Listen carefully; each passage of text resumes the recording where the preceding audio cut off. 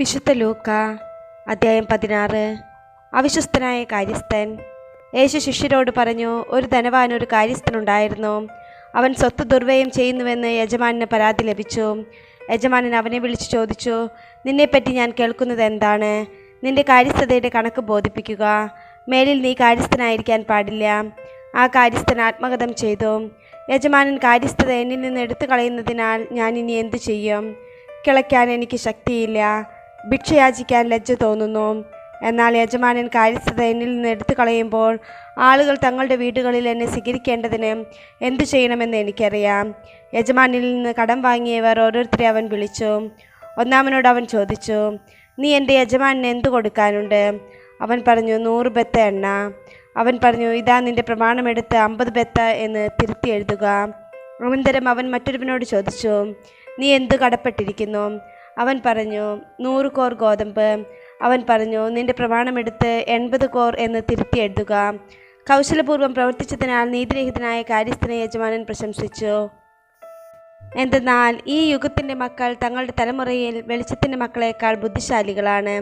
ഞാൻ നിങ്ങളോട് പറയുന്നു, അധാർമിക സമ്പത്ത് കൊണ്ട് നിങ്ങൾക്കായി സ്നേഹിതരെ സമ്പാദിച്ചു കൊള്ളുവേൻ.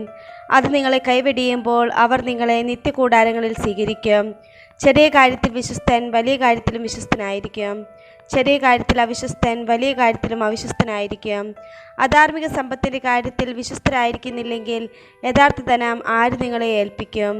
മറ്റൊരുവൻ്റെ കാര്യത്തിൽ നിങ്ങൾ വിശ്വസ്തരല്ലെങ്കിൽ നിങ്ങൾക്ക് സ്വന്തമായവ ആര് നിങ്ങൾക്ക് തരും? ഒരു ഭൃത്യന് 2 യജമാനന്മാരെ സേവിക്കുവാൻ സാധിക്കുകയില്ല. ഒന്നുകിൽ അവൻ ഒരുവനെ ദ്വേഷിക്കുകയും മറ്റവനെ സ്നേഹിക്കുകയും ചെയ്യും, അല്ലെങ്കിൽ ഒരുവനോട് ഭക്തി കാണിക്കുകയും മറ്റവനെ നിന്ദിക്കുകയും ചെയ്യും. ദൈവത്തെയും ധനത്തെയും ഒന്നിച്ചു സേവിക്കുവാൻ നിങ്ങൾക്ക് കഴിയുകയില്ല. പണക്കൊതിയരായ ഫരിസേയർ ഇതെല്ലാം കേട്ടപ്പോൾ അവനെ പുച്ഛിച്ചു.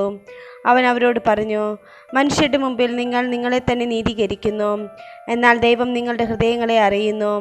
മനുഷ്യർക്ക് ഉത്കൃഷ്ടമായത് ദൈവദൃഷ്ടിയിൽ നികൃഷ്ടമാണ്. നിയമവും പ്രവാചകന്മാരും യോഹന്നാൻ വരെ ആയിരുന്നു. അതിനുശേഷം ദൈവരാജ്യത്തിൻ്റെ സുവിശേഷം പ്രസംഗിക്കപ്പെടുന്നു. എല്ലാവരും ബലം പ്രയോഗിച്ച് അതിൽ പ്രവേശിക്കുന്നു. നിയമത്തിലെ ഒരു പുള്ളിയെങ്കിലും അസാധുവാകുന്നതിനേക്കാൾ എളുപ്പം ആകാശവും ഭൂമിയും അപ്രത്യക്ഷമാകുന്നതാണ്. ഭാര്യയെ ഉപേക്ഷിച്ച് മറ്റൊരുവളെ വിവാഹം ചെയ്യുന്നവൻ വ്യഭിചാരം ചെയ്യുന്നു. ഭർത്താവ് ഉപേക്ഷിച്ചവളെ വിവാഹം ചെയ്യുന്നവനും വ്യഭിചാരം ചെയ്യുന്നു. ധനവാനും ലാസറും. ഒരു ധനവാനുണ്ടായിരുന്നു. അവൻ ചുവന്ന പട്ടും മൃദുല വസ്ത്രങ്ങളും ധരിക്കുകയും എന്നും സുഭിക്ഷമായി ഭക്ഷിച്ച് ആനന്ദിക്കുകയും ചെയ്തിരുന്നു. അവൻ്റെ പടിവാതിൽക്കൽ ലാസർ എന്നൊരു ദരിദ്രൻ കിടന്നിരുന്നു. അവൻ്റെ ശരീരം വ്രണങ്ങൾ കൊണ്ട് നിറഞ്ഞിരുന്നു. ധനവാന്റെ മേശയിൽ നിന്ന് വീണിരുന്നവ കൊണ്ട് വിശപ്പടക്കാൻ അവൻ ആഗ്രഹിച്ചു. നായ്ക്കൾ വന്ന് അവൻ്റെ വ്രണങ്ങൾ നക്കിയിരുന്നു. ആ ദരിദ്രൻ മരിച്ചു. ദൈവദൂതന്മാർ അവനെ അബ്രാഹത്തിൻ്റെ മടിയിലേക്ക് സംവഹിച്ചു. ആ ധനികനും മരിച്ച് അടക്കപ്പെട്ടു. അവൻ നരകത്തിൽ പീഡിപ്പിക്കപ്പെടുമ്പോൾ കണ്ണുകൾ ഉയർത്തി നോക്കി. ദൂരെ അബ്രാഹത്തിൻ്റെയും അവൻ്റെ മടിയിൽ ലാസറിനെയും കണ്ടു. അവൻ വിളിച്ചു പറഞ്ഞു, പിതാവായ അബ്രാഹമേ, എന്നിൽ കനിയണമേ. തൻ്റെ വിരൽത്തുമ്പ് വെള്ളത്തിൽ മുക്കി എൻ്റെ നാവ് തണുപ്പിക്കാനായി ലാസറിനെ അയക്കണമേ. ഞാൻ ഈ അഗ്നിജ്വാലയിൽ കിടന്ന് യാതന അനുഭവിക്കുന്നു. അബ്രാഹം പറഞ്ഞു, മകനെ, നീ ഓർമ്മിക്കുക, നിനക്ക് ജീവിതകാലത്തെ എല്ലാ സുഖസൗകര്യങ്ങളും ലഭിച്ചിരുന്നു, ലാസറിനോ കഷ്ടതകളും.